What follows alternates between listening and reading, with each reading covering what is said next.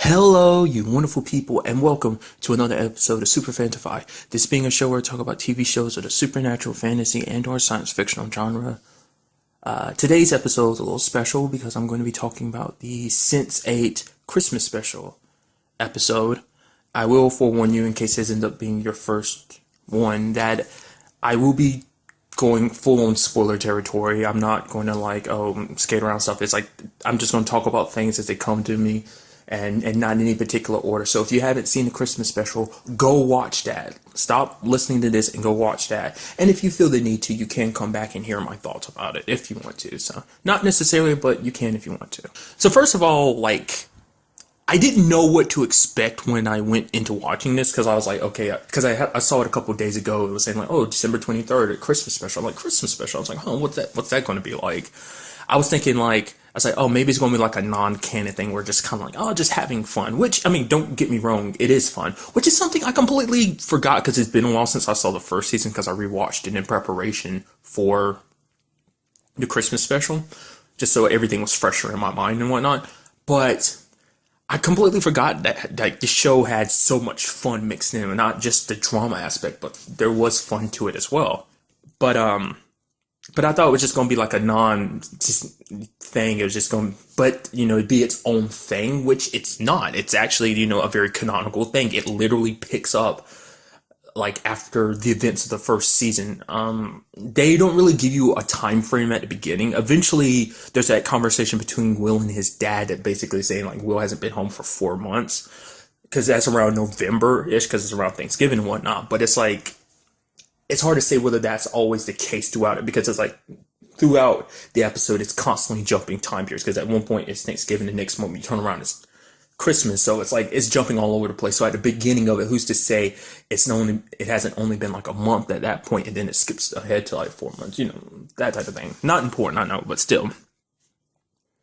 But overall, how did I feel about it? I really, really enjoyed it. It was a lot of fun. It was really good, because it's what I love most about the show, what makes the show spectacular, I really love characters. That's what makes any series, in my opinion, is if you have a good cast of characters. And it's the show has a very good cast of characters, all from different backgrounds, having their own different personalities, and you get to see those personalities gel.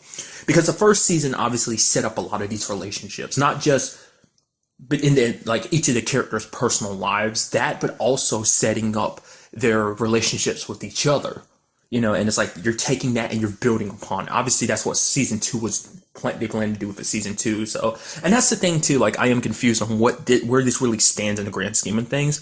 Because to me, I'm thinking okay, it's supposed to kind of be a season 1.5. I mean, more so season 1.9, because Netflix has it labeled as episode 1 of season 2. So I'm wondering, is it just kind of it is the actual first episode of season 2 and the rest of season 2 is coming, or are they just going to change that up and eventually add it as kind of the end part of season 1 or something? Because I'm just curious about that, because it's the way it's designed like that. So I'm wondering, is it, because I mean, will season 2 pick up right where this episode ended off with the whole Wolfgang situation? Well, I'll get to that in a second, but I was just curious about that. But the point I'm getting across is the fact is we're building upon those relationships, and I love that the most about storytelling is building upon the relationships that I've already established. Because it's season 1 was them relearning about them, as well as personal lives, as well as them learning about this whole Sense8 thing, and we see them kind of having a little bit better control of it in this special. There's still moments where it's kind of I don't get how this happens, why it happens like this. Even Kala at one point asked this, do we really understand how this whole situation works? Do we still have a full grasp on why we pop up when we pop up? Because even Leto brings it up when he talks to Nomi, because he's the fact is that he's when things are kind of going bad, he's he doesn't understand, but he always ends up popping up with Nomi when things are kind of bad for him. So stuff like that. So it's just kind of interesting to see that progression. So that's enough of me rambling on about that. I mean, like I said, the biggest part of this is everyone's story, so I'll kind of be running through everyone, so I'll break it down. I feel it's a little easier to do it like that. So first of all, I'll start off with Will and Riley. They're together in an undisclosed location. I guess they're not in Iceland anymore. The point is for you not to know what they're at, because the point is to keep Will and the rest of the Sense8, the rest of their cluster, hidden from Whispers. And it's because we see Will has basically done what Angelica was doing, and basically kind of blocking herself with heroin. That was kind of her way of trying to keep Whispers out of her head, but even then, it's not a good enough solution because it doesn't last forever. And it's just sad because you see Will in that state. It's just, I mean, it's his way of protecting everyone because he has to limit how much he visits the others as well. He has to, like, he can only do it in a case of emergencies. Then you also, it's kind of interesting too when you think about it too, like that still Riley and Will are the only two amongst their cluster that have actually met in real life. Everyone else still is separated. So when it comes to that situation, Will's still seeing a lot of Angelica, and it's pushing him to his limits because it's like Angelica keeps telling him, it's like, oh, you have to protect them, and she's like basically telling him there's only one way out. There's like where you can really protect him, and that's to kill himself. And it's like, he's struggling with that because like Angelica found that was the only way out, and Will's struggling trying not to go down that path because he doesn't. I mean, who wants to die, And it's like, but he does realize that he is an endangerment to the people in his cluster and whatnot. He also ended up finding out that because he ends up talking to Jonas in this episode, and it's like, they aren't Angelica's first cluster. The rest of her other clusters have died. And also that, because Will was also remembering stuff that only Angelica would remember, that basically there was this cabin her and Jonas would go to. And apparently when it comes to Sense8s, the person who gives birth to a cluster, apparently their memories can kind of residually exist within the Sense8. So that's kind of an interesting thing that was never really brought up in the first season, but I guess that's something we might see pop up more in the second season. And also that learning a little bit more about Whispers himself, that there are other hunters. Obviously there are collaborators because you had that lady, is it Yarsa? The lady who was talking to Riley in Iceland, the one who told her when she was a little girl that she had the hex on her. She brought up the fact is that Angelica and Jonas were collaborators, but I mean, that's probably no longer the point because it does make you wonder what did go through Angelica's mind, like, because even Whisper kind of taunts Will about it, like, what was the last thing that went through Angelica's mind before she pulled the trigger? Was it a view, or, you as the cluster, or was it me? Like, what was the last thing in her mind? Like, what was it that finally pushed her over the edge? Because she spent so much time. I mean, we don't really know the time frame, but as we can see, like, she drugged herself up. Basically, Will's doing the exact things he did. So it's like, how long was she doing that before Whispers finally got to her? What was it that finally set her off to be like, she has to do this? Also, bringing up the fact is that I almost lost my train of thought. Whispers, we ended up finding out, for one, has a daughter. And Jonas is like, yeah, he pretends to be the family man, like, off doing what he's doing. Right. The point I was making, I just clicked back in my head. I mean, it ties into that, but the fact is that there are other people like Whispers. Not exactly like him, but there are other hunters. So I'm curious to see what we get to see in those in the future, because currently the only hunter we've come across is Whispers, because everyone else hasn't necessarily had to deal with the situation Will and Riley have had to deal with. Like, I mean, Nomi's had to deal with it to a certain extent, but everyone else's lives haven't really necessarily been affected by the whole Sense8 thing. They're the only ones that the government is kind of aware of, because Nomi's dealing with her whole situation with that Agent Bendix that's after her, which I'm pretty sure he probably doesn't know the reason he's after Nomi, just knowing that she's a fugitive. I mean, because it's all things like a big government conspiracy. Because that's another thing too Jonas brought up, is the fact is that I thought it was just like an American government thing. It's like, no, the BPO thing, it's like international. There are governments all around the world who pull together to make this organization what it is. That's why they have such intel, probably like they're able to hunt down Sense8 like all over the world. But it's like, I'm curious to see what happens with the whole Bendix situation. Like, will he be someone that learns the truth and then becomes an ally, or will he always be an enemy? Because it's like he's turning Nomi's life upside down. I mean, because she was able to buy herself some time by lying and making it seem like she was in Australia, but Bendix kind of saw through that, so they're keeping an eye on Need as well as everyone else in Nomi's life. But And that was a pretty big thing in this episode too. It's like, like the whole, I think one of the most prominent relationships amongst their cluster is Nomi and Leto, because there are very big parallels between them. I mean, really, there's a lot of big parallels between everyone's lives. The fact is that, Nomi had to deal with her situation, like being, there was that moment where it's like, because Leto is like outed, like basically Hernando is teaching a class and then all of his students get like a picture. It's like, Joaquin did what he promised he was going to do, and he ended up releasing the photos. But remember, Leto said he didn't care. He loved Hernando, and Danny's a good friend, and he wasn't going to let her stay in that situation. He wasn't going to be a coward anymore. He wasn't going to be afraid of what was going to happen. And you see that. It's so interesting because you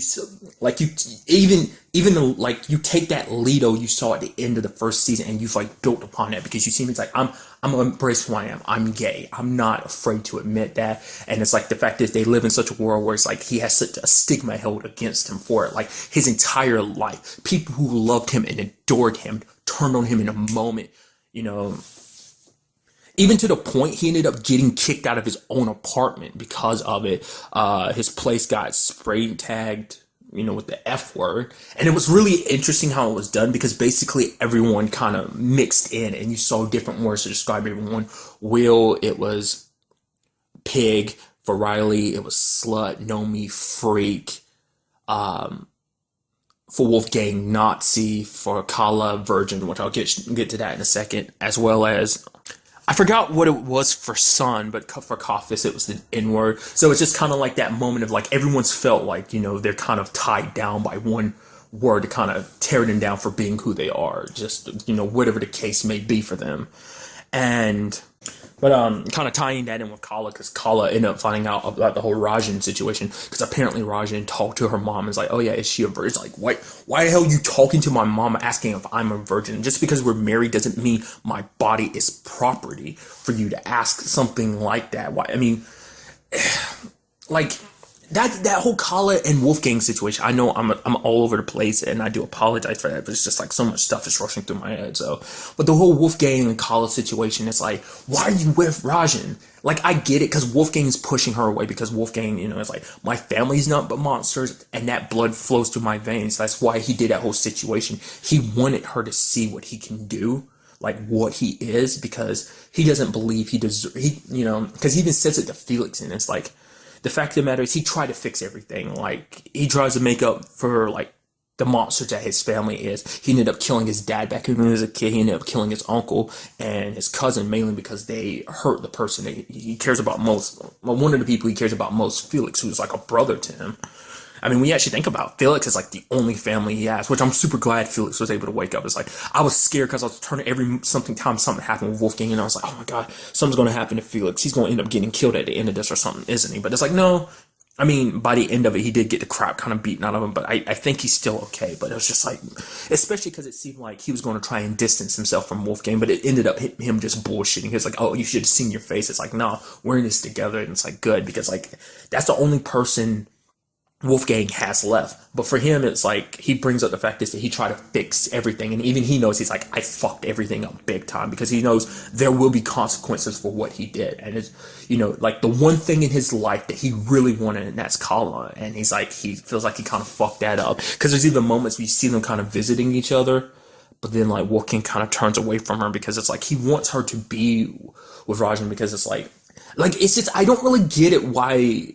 I get Wolfgang's angle, but I don't get why Kala feels the need to, because I mean, maybe it's just a societal pressure, because it's like, but the fact is her marriage isn't like an arranged marriage type of situation. It's like, oh, because even her parents made a big deal of it. Oh, you'd be the first to kind of marry out of love. It's like, obviously you don't love Rajan, and he kind of picked up on that, but I don't know why. I guess she's so hesitant, because it's like, I guess she kind of puts herself in, like, she feels like, oh, I have to be this way, because if I don't fit this like criteria of being just like this person, then I guess she feels like, I don't know, like I guess she feels lost if she doesn't fit this criteria of being this specific person with this specific life. But it's like, you're in love with Wolfgang, so why keep this up? I did love the whole situation where it's like, Wolfgang is having sex, and then Kala kind of comes and visit, and then he's like, she's like, why'd you call me here? He's like, I didn't call you here. You wanted to come here. She's like, no, I didn't. Could you stop doing this? It's so immoral. Because at the same time, because she's struggling with the whole situation with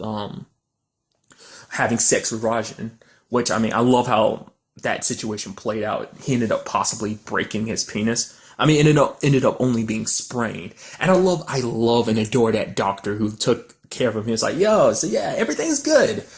Possibly, like, wait, what do you mean? It's like, well, there could be some future problems like pain from having an erection or pain from sex or erectile dysfunction. But it's like, don't worry about it. Love fix all things, most things.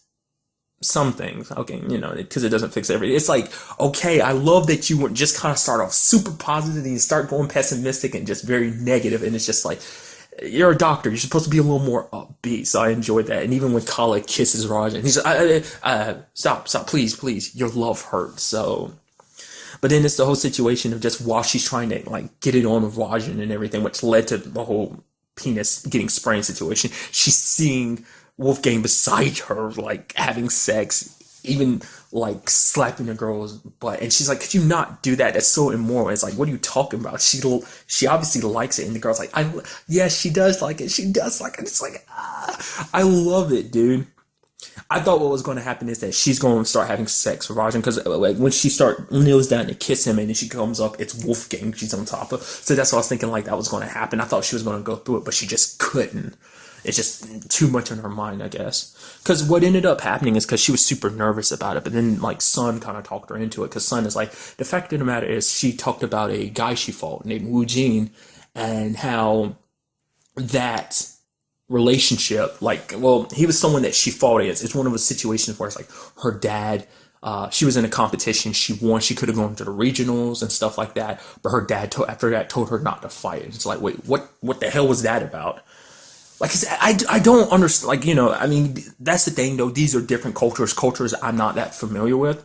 I do understand that like, in a lot of, like, cultures, like, women obviously don't have equality. Yes, there's a good argument. It's like, that's not just an Easter situation, that's a Western situation, that still happens here in the States as well, but, to the extent, because, that was the whole big problem, like, her dad never really 100% acknowledged her, but when you actually break things down, you kind of understand why. It's just society, like, in Asian culture, from what my limited knowledge about it, I'm not going to sit here and pretend like I'm well versed in it, but typically in a situation like that, it's like the males that kind of are supposed to be in a situation of power. And I guess it's like, plus he had this whole situation where it's like, I'm sure looking at Sun was a constant reminder of what he lost, his wife.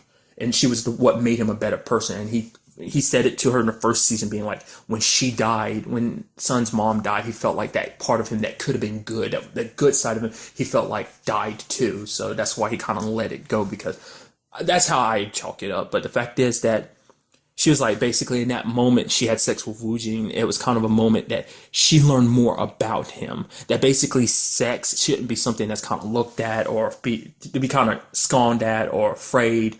You should kind of seen it as an opportunity of honor, because it's something where you get to learn something about someone that you wouldn't, kind of the different parallels between so much stuff. I'm like rattling all over the place. I do apologize. It's really hard to focus on one thing when there's so many intersecting storylines that you have to deal with. Like, the fact is that a common theme is kind of like, can people change? And there are three different stories that kind of connect with that. You have Kafis dealing with it with the whole Silas situation. I was wondering, I was like, I've seen him having dinner with Silas and whatnot, and his mom, and it's like, oh, is Silas and Kafis' mom, is that a thing? And apparently it's not. Maybe, I don't know, we really dive too deeply into that, but Silas wants to build a medical center so that everyone can get treatment, He kind of wants to make up for all the bad stuff he's done, but Kafis has his reservations. He's very skeptical, but Silas understands that. It's like, I'm a very bad guy. I did a lot of very bad things. Kafis really knows that because he witnessed some of those bad. I mean, obviously his reputation, Silas's reputation, but also because Kafis witnessed some of that bad stuff he did in person. So But it's like, can a person really change? And what I mean is with the whole situation with Wolfgang and Sun, it also connects to, because for Sun, the whole situation, she has to deal with her brother. Because the whole point was she was hoping that her brother, wondering could her brother change, and it seems that sadly he can't. I mean, not really. I think Sun's in a position where she doesn't care about her brother changing anymore, because it's like he's shown his true colors, because he ended up killing their dad, so it's like it's unforgivable. And it seems that, you know, that because he had that audacity to be on TV kind of tearing Sun down. He's like, yeah, the fact is, I just hope, I still, at the end of it all, like, my sister is still the only other person I have. It's like, yeah, kind of almost faking it, playing it up and whatnot, even though he literally sent people there to kill her, like fake lawyers to go into that room and kill her, which is like, it had one of those moments, obviously like a badass action scene where you see Sun mixed with Wolfgang kind of kicking ass, but then you had that one moment kind of showing you where everyone's personality is, where you had everyone visiting at the same time, everyone's just standing there quiet, and out of nowhere you had Coffins going, wow, like just showing his personality coming through. But granted, it's like with the whole Jean-Claude Van Damme obsession, it's kind of, it makes sense why he would act like that. But it's the fact is that, because I want Sun to get her revenge so badly. I was hoping like she get an opportunity to get out, especially because like apparently her old lawyer from the first season got fired, or rather threatened.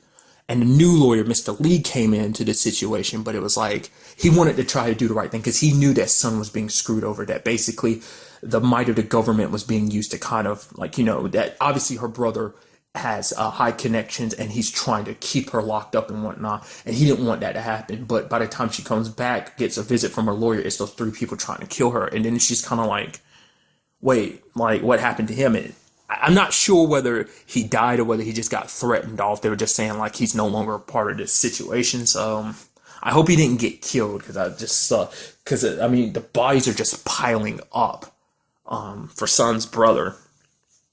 But on the other side of things, you had Wolfgang in a situation like wondering, can he change? Because, because of the whole Kala situation, because he feels like he's a monster. But Kala's like, you sit there, you're very pessimistic. Like, you try to ruin everything, like how he was describing snow and everything. It's like, she's like, Kala's first time seeing snow and everything. She's like, oh, it's so beautiful. But then he's like, but then, it starts drying up and melting into the ground, and the ground gets all nasty and muddy and gross. And it's just like, being very pessimistic and everything. But also, like, for her, she's like, you're not the bad person you think you are. Like, there is good in you. Just like with her situation with Kala, there's a little darkness mixed in her too.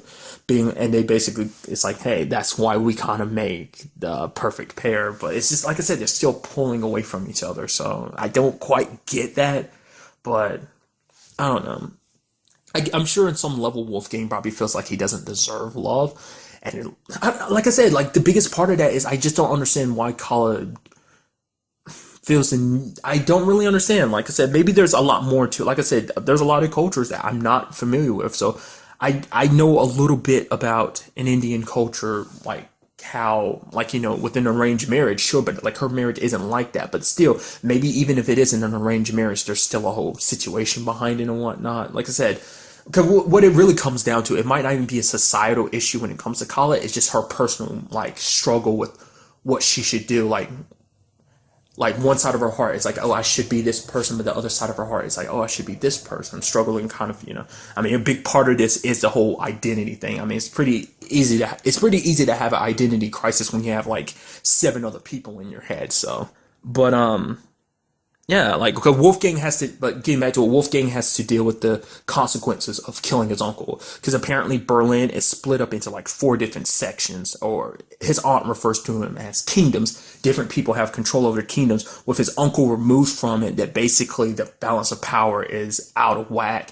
And that basically it could lead to war, because maybe definitely one of the other people from the territories could come to try and claim the territory that once belonged to his uncle. But even that, for Wolfgang, he doesn't want to have anything to do with his family. Like, to him, he needed to clean house, because it's like he cut ties because it was like his dad sucked. And the reason why, like, he killed his uncle and his cousin was because of what they did to Felix. And it's just like, he didn't want anything to do with his family, but he's kind of being drawn back into that world, especially because one of the leaders of the other kingdoms is trying to kill him, because it's like, well, specifically him and his family, because it's like they're, I guess because they kind of feel like, at first it seems like he's trying to be, I forgot the dude's name, is it Volker? He's trying to be all buddy buddy with Wolfgang, but I guess since he feels like he doesn't quite have Wolfgang underneath his thumb, he's deciding to try and wipe out Wolfgang and his entire family, everyone that kind of works under that in that particular region, I guess. I kind of skated around. I completely forgot about it. Let's also talk about the fact that Kalfas has a different actor in the show. I don't know whether it's a situation where it's like, okay, the particular actor that played him in season 1 couldn't return to reprise his role. I hope it's not like a depressing reason. I hope it's like, oh, just conflict of scheduling conflicts. I hope it's nothing like, serious or extremely bad. Or like, it'd be kind of sad if it was kind of a situation where it's like, oh, they just kicked him off the show because, like, it's just kind of, maybe there was bad blood on set or something. I don't know. But nevertheless, I think the new guy still did a very good job. Like I said, like he's, as they say it in the show, it's like, yeah, no matter how different the face may be, obviously the heart will be the same. Like they blatantly were like, yo, we know it's a different actor. We're going to pay attention to that. But, so yeah, what else? Leto, his whole situation escalating to the point, like, not only getting kicked out of his own apartment, they actually took all his stuff too, because it's like, it sucks that Leto got treated that way. That it's one thing if it affected his career, but it's so crazy that everything changed for him overnight like that. But for him, it was like, I think I talked about it earlier, but I kind of slipped off of it a little bit. Was the whole Hernando situation, how adamant he was. Like the fact is that one student was basically talking shit, and then Hernando kind of switched it up and was like, no, you see this as one way because of your own perspective, and it basically the fact is that you said that because he called it shit packer porn or whatever, and it's like, because you put it that way. Because that means that you say it like that. It's because you see it like that, meaning that you want to see shit packer porn. And he's like, to me, all I see is essentially love. That, art is love made public. Putting a very beautiful spin to it. Because all it was a very private moment between him and the man that he loves, made public. So it shouldn't be looked upon and shamed. It should be embraced for its beauty. And it's like, embrace, also be represented by the fact it's like, hey, that was a private moment, so. And then there was that moment when Leto what he was scared about most was about his mom, like how would she react?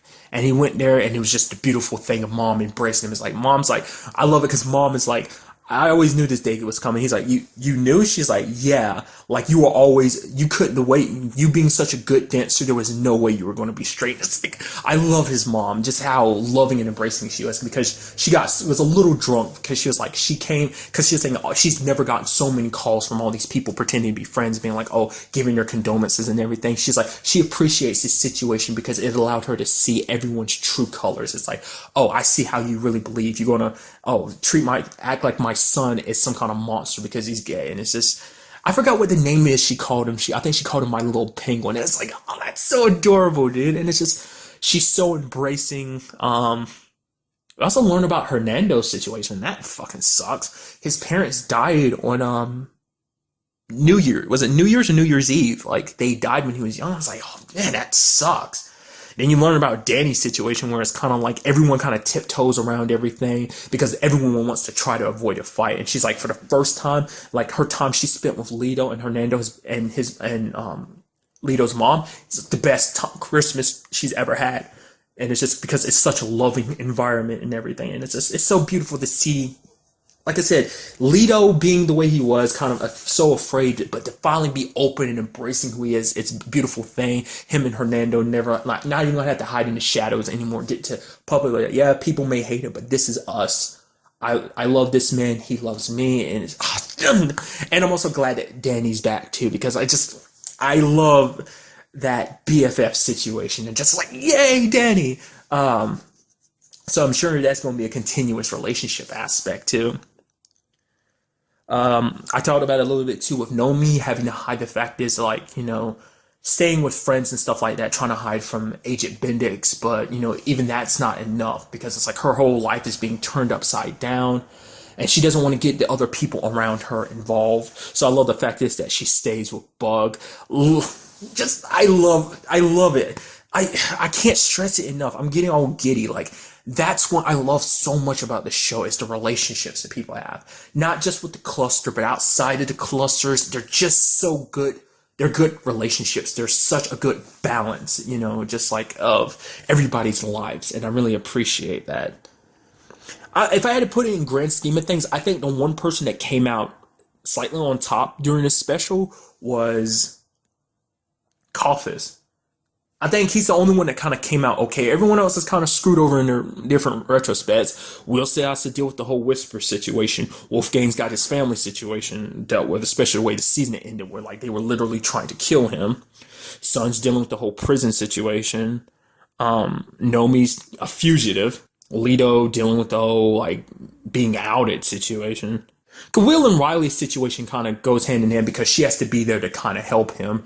Because that's also another thing too, because she's there with Will, that means she's not spending time at home with her dad like back in Iceland like she wanted to. Like, you know, that was the whole point of going back to Iceland was to be with her dad, to see him again. But it's like now she has to be on a run with Will kind of to keep him okay, to make sure that Whispers doesn't keep track of him.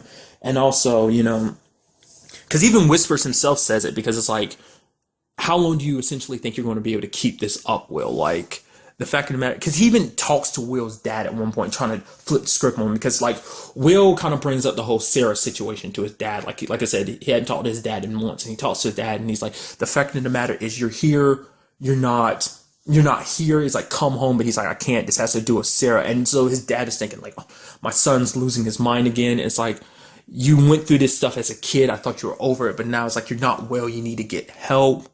Which is, I am curious to see where that storyline comes, because that was something that was kind of tailored at the end. Like, it's a big part of, like, Will's situation, his story. So I'm curious to see will that kind of influence the second season in any shape or form, because it seems like there's more to that story, because at the end of it all, like, even during that therapy session, Will was, the therapist asked him, like, do you see Sarah anymore? And Will happens to look out the window, and Sarah's being like, don't say anything. And he's like, no. So I'm curious to see where that goes. Will that kind of influence anything? But the fact is, you have Whispers talking to his dad and everything. I was scared because I was thinking like at any moment Whispers might kill his dad, but it's like, no, I'm sure his dad's not, Whispers isn't trying to, because he's not actively going out of his way to kill innocent people. The only people he's killing are people that know too much, that are associated with the whole BPO situation. That's typically the only people he kills, as well as Sense8s. But other than that, like, I think he keeps it very close house. But even then, like, Will's dad is like, no matter what my son's done, I will love him, because he will always be my boy, because he's having Whispers talk to him and everything, telling him like, oh yeah, your son might have been working with Jonas. Because the fact of the matter is just proof and all that, because it's like the fact that he immediately ran away to Iceland, he got reprimanded at his job and stuff like that, you know, suspended and everything. So it's sad to see everything kind of spiraling out of control like that for him. But like I said, it's crazy to see how almost complete, like I said, no, like everyone kind of, it's a situation where everyone was kind of like left kind of in crappy situations. And, because even Coffis even got kind of one up, because like the Van Dam kind of exploded, sadly, but Silas kind of pulled some money together and got them a new van to kind of help. And that's another thing too, like the whole Van Dam situation, it's not just inspiring because of Coffis. Like, it's not just like, oh, because Coffis is Van Dam brought to life, but it's like, no, for Coffis, it's like the whole Van Dam situation has inspired others. There was 3 people left on the bus. They're like, oh, could you actually drive us back? And they're like, okay, what was the point of you getting on the bus? It's like, no, we wanted the spirit of Van Dam. We saw what it did to you, so we were hoping it would give us courage in our own respective lives. So it's a symbol that has passed on to other people. And also interesting about Coffis is he told his best friend Jala about the whole situation, because no one else has really been 100% open about this to anyone. Like, only he's kind of, I mean, granted, he's only told Jala, but the only person he's told Jala about was Sun. He's like, because Jala put it together, he's like, tell me what happened with the superpowers. It's like, I've known you all my life. You've never been like a martial arts expert, yet you're all of a sudden able to do all this stuff. And it's like, he tells him, it's like, nope, I got the spirit of a Korean lady in me. Her name is Sun. She's in prison. Like, wait, why is she in prison? It's complicated. But he's like, the fact of the matter is, I don't know why she's chose me, but I will always be grateful. And he has Sun being like, I'm very grateful too. And I can't stress it enough, dude. I said it before. I literally said that earlier. But it's like the relationships they built with each other. Like, you see more Sun's personality shine. You know, even as the season progressed, you saw it, but you see it even more in this one, especially during the whole birthday party thing, which I'm a complete idiot about, because I saw the wallpaper and everything, like the thumbnail picture they chose for this particular episode and whatnot, and it was like everyone visiting, and it's Lito's birthday party, and I was like, all right, oh, that's sweet, it's gonna be Lito's party. Then the episode was going on, I was like, all right, they have the same birthday, I'm stupid, because I literally would just watch the first season like the day before I watched it, because it was like, you know, wanted to keep everything fresher in my mind. So it's like, how did I forget that? I literally rewatched the first season, and that's an element that's brought up, but I completely forgot about it the next day when I'm watching this special. I just thought that was kind of interesting. But it's like, that was like probably one of the like most fun parts of this, was seeing everyone literally having fun, bouncing from party to party, visiting each other. And sad. Then you have Sun's situation where everyone's kind of meditating, but even in Sun's situation, she starts dancing, and everyone's just having so much fun. And it's such an awesome, beautiful moment thing. Because Will was like, he didn't know he's like, I should keep visiting to a minimum, only if it's an emergency. But then Riley's like, the fact of the matter is, like, we all took the same breath at the same time. So let's celebrate it. This is our first time celebrating as a cluster. And it's just so amazing. It's so much fun. And then also another highlight of this episode was the fact of the matter is the whole orgy situation. Because if I remember correctly, it was Wolfgang, I think Nomi, Will, and Lito in that whole little situation, kind of being like a little orgy that happened.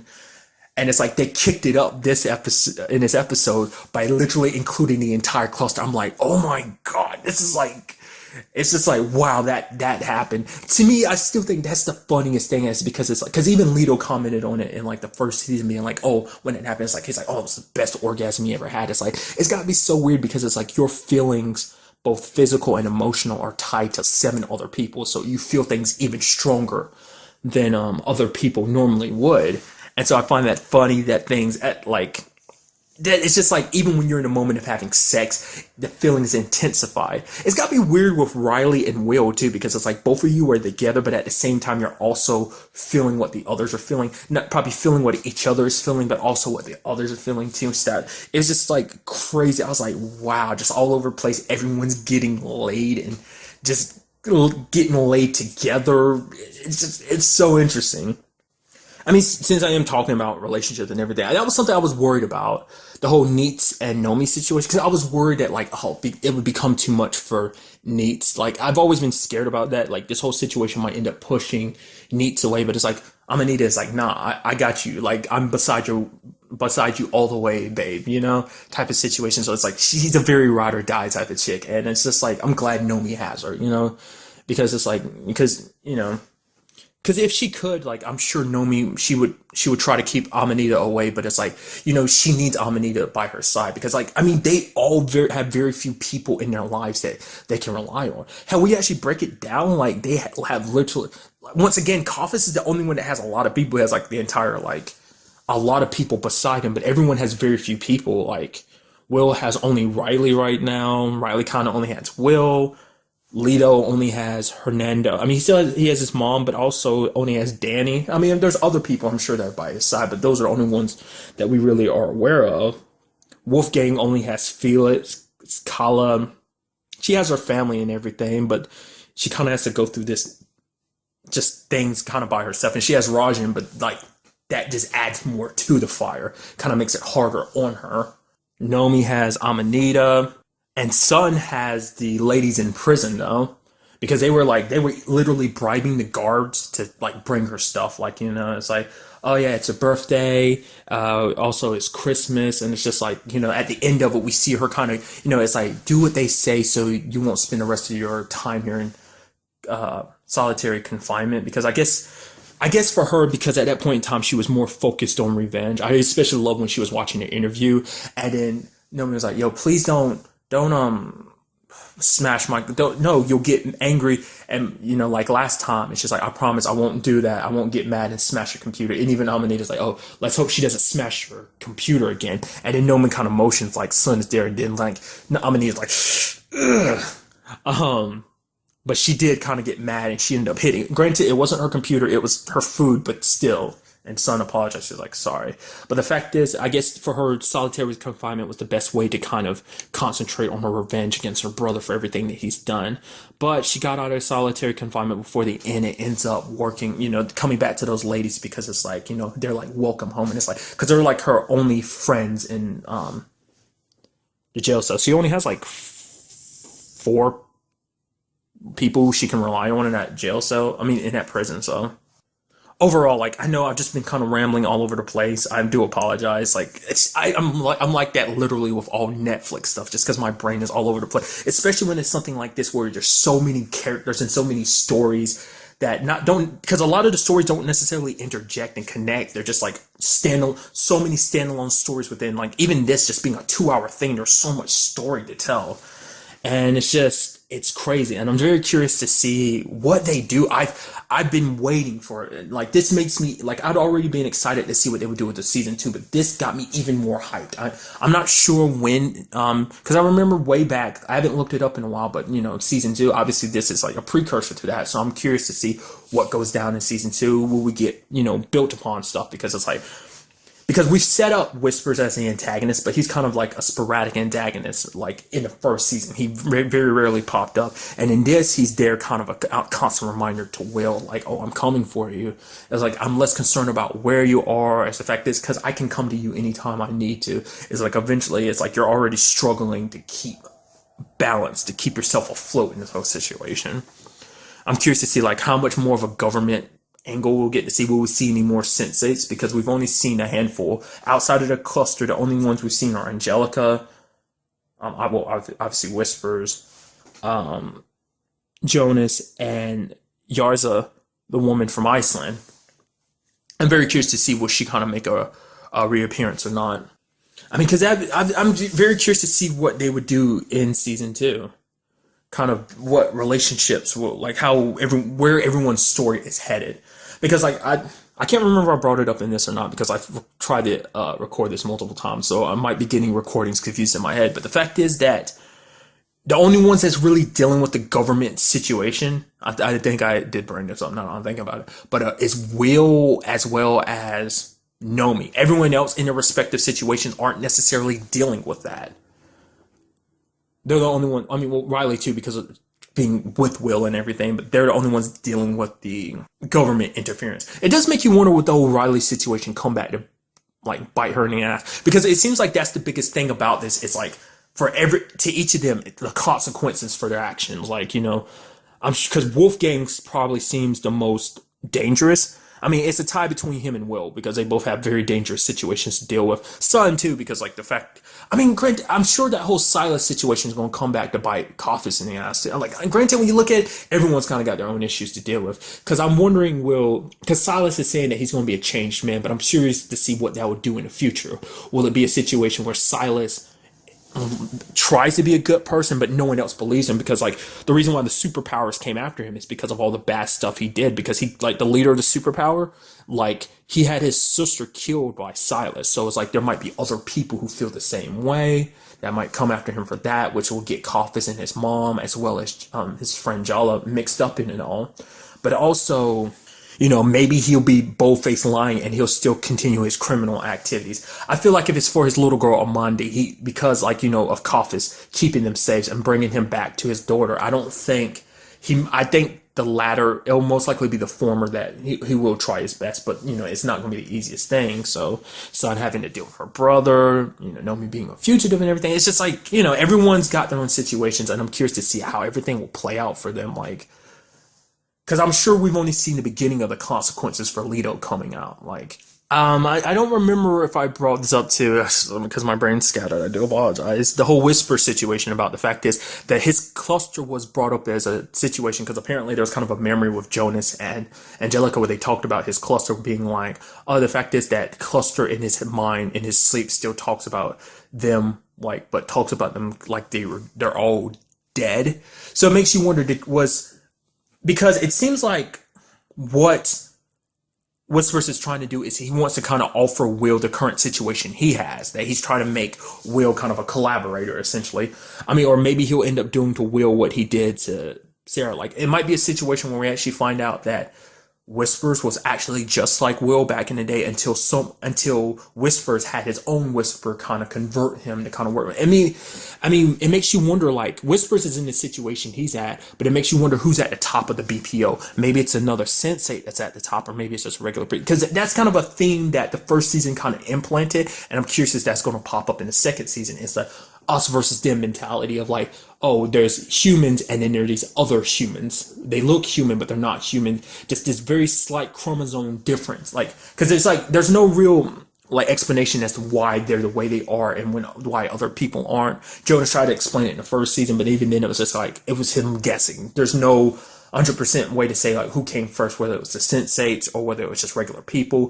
Who's the mutation? Is it the Sense8s that are the mutations, or regular people the mutations, that they were once Sense8s but then a mutation happened and they lost that ability, that connection. So I'd like to see if that would kind of reflect in the second season or not. Will we kind of get to see more of that, and will it come out about them being something different? Like, will everyone kind of find out, like, because it's not the easiest thing to prove, because I'm sure even Jala himself kind of has his reservations about the whole situation, but seeing what Kafis has done, he does believe it. But it's like, even then, I'm sure he has his reservations. So I'm curious to see, like, will it be found out? Will everyone else be found out? Like I said, will everyone else have to also deal with the whole government angle? Because I kept thinking about, but I kept forgetting about the whole Wolfgang situation. Now, Wolfgang brought it up because him and Son had a conversation of being like, yo, like, what's wrong? You're nervous. He's like, I keep getting this feeling like I'm being followed.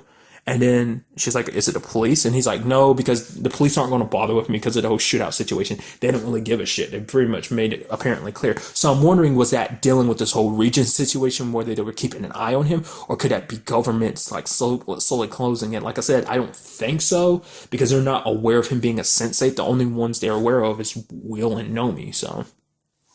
But maybe they're aware of the others too. Maybe that was just kind of a precursor, like, oh, it starts off a little bit with Wolfgang, but then it starts trickling down to everyone else's lives as well. But it might just have been just that, the kingdom situation, him being followed by other people, like that guy Volker's people or something like that. Final note, because I've been rambling on and I do apologize. Just little moments. That's what I enjoy. Just a little moments and little conversations between each other. Like Leto being kicked out of his building, but then it was like you had Wolfgang switch over and kind of hack and mess with the keypad, and it's like, yo, thanks. And it's just like I said, building upon those relationships, because Leto was there to help Wolfgang was there to help Leto, and them just being there for each other. Son helping out Kala with the whole virgin situation, or rather sex situation. Also like the whole, because it was a conversation between Nomi and Son. We got a little part of it, and it's like, Nomi's like, okay, shouldn't we have a different strategy? And then Son's like, the fact is, Will is our strategy. She's like, so for now, I'm gonna put my faith in Will about this whole situation, because it's like, because Nomi's not trying to be negative. She's not trying to say like Will can't do it, but I guess in her mind, it's like, that's a lot to put on his shoulders, because Will is kind of the leading force behind this, because he's the first one to kind of really find out about this, because Jonas really kind of broke it down and explained it to him. He kind of broke it down and explained it to everyone else. He's kind of like the centerfold for this whole cluster. So just overall fantastic episode. And I already want more. And because the sad thing is, once season 2 does come, what's going to end up happening is like, oh yeah, I'm gonna blaze through it, and I'm like, I already want season 3. So I'm super excited to see what goes down in season 2, how it's going to be designed. It's going to pick up right where this episode left off. Like I said, is this episode like literally the first episode of season 2, or is it just really its own thing, and then we're going to take another jump cut ahead? Well, another jump ahead to be like, oh yeah, this is how things are now and stuff like that. So. But really, finally, that's all I wanted to talk about. I do apologize for talking your ear off, being all over the place. I literally had notes about like the key points to keep it in order of what I wanted to talk to, but I literally didn't bother with it and just kept running off at the mouth and everything. So I do apologize. Everything's so jumbled and I'm just running my mouth. But yeah. So till the next time we meet, be happy, be safe, live life to the fullest and enjoy it. Good day and goodbye.